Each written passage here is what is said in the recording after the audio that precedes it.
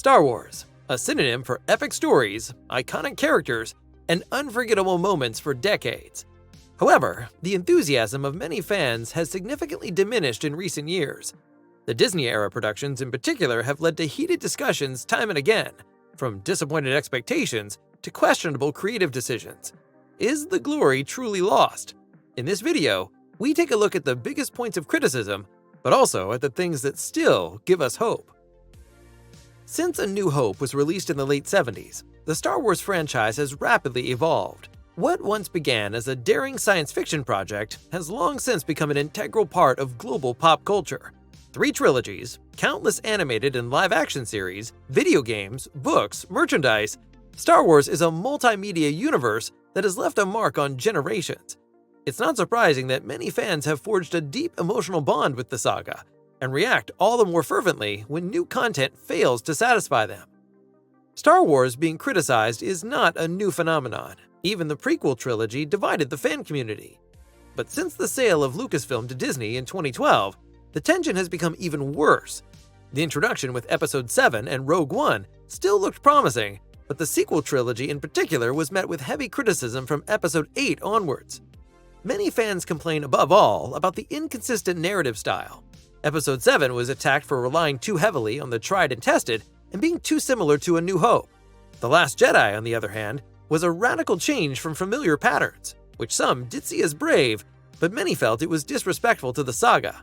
Episode 9 sought to mend this break, for example by bringing back Palpatine, but ended up seeming rushed and haphazard. In addition to these content-related aspects, the so-called fan service also attracts criticism. Well-known characters or iconic elements are repeatedly incorporated. However, it appears they are only doing so to evoke nostalgic feelings, without advancing the story in any meaningful way.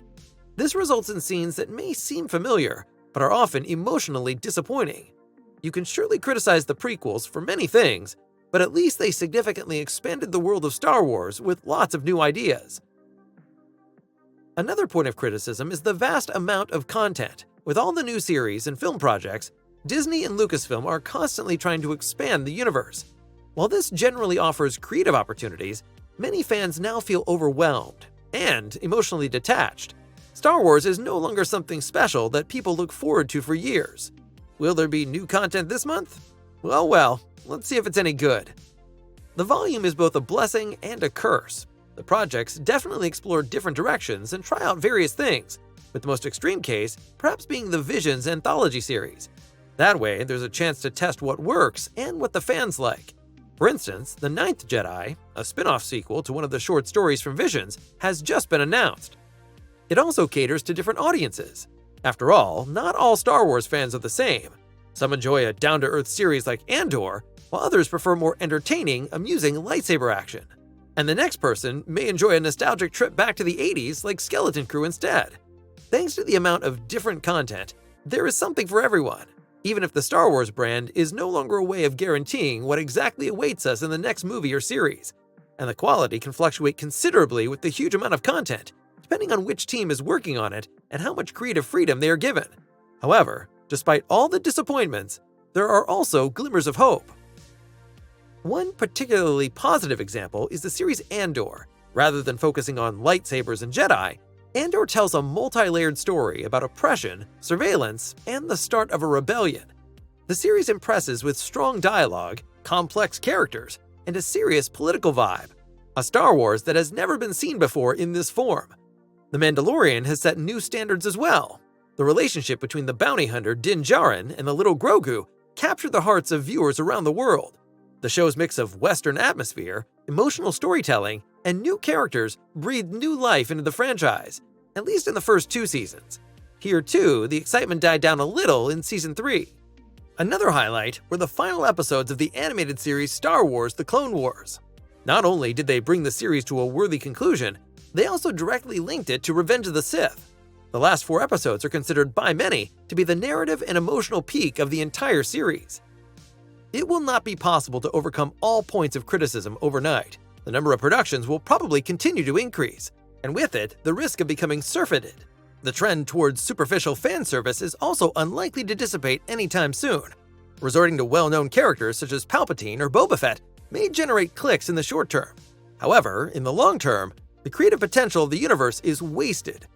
The risk remains. Instead of developing new heroes, conflicts, and ideas, the past is reinforced, and the opportunity to truly develop the universe further is lost. Nevertheless, the coming years also offer potential for new ideas.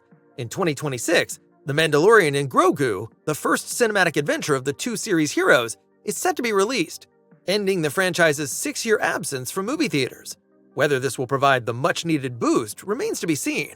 In any case, the characters and the creative team around Jon Favreau and Dave Filoni have demonstrated that they are capable of telling good stories. Likewise announced was Star Wars Starfighter, a standalone film starring Ryan Gosling, which is set 5 years after Episode 9 and is said to be entirely unrelated to the Skywalker saga. The movie will be directed by Deadpool and Wolverine director Sean Levy. This could provide entertainment, but also raises concerns. Is Star Wars maybe becoming too much of an action comedy? An exciting movie is Dawn of the Jedi. Directed by James Mangold, the movie is about the beginnings of the Jedi and is set long before the familiar timeline. The master director deliberately chose to tell a story that doesn't need to be adapted too much in order to fit in with previous narratives. The script is co-written by Beau Willimon, who has already done a great job on Andor. There are also other projects that are being expected with mixed feelings. For example, a new Rey film, which has already caused all kinds of problems in pre-production and is even seen by many as a guaranteed flop.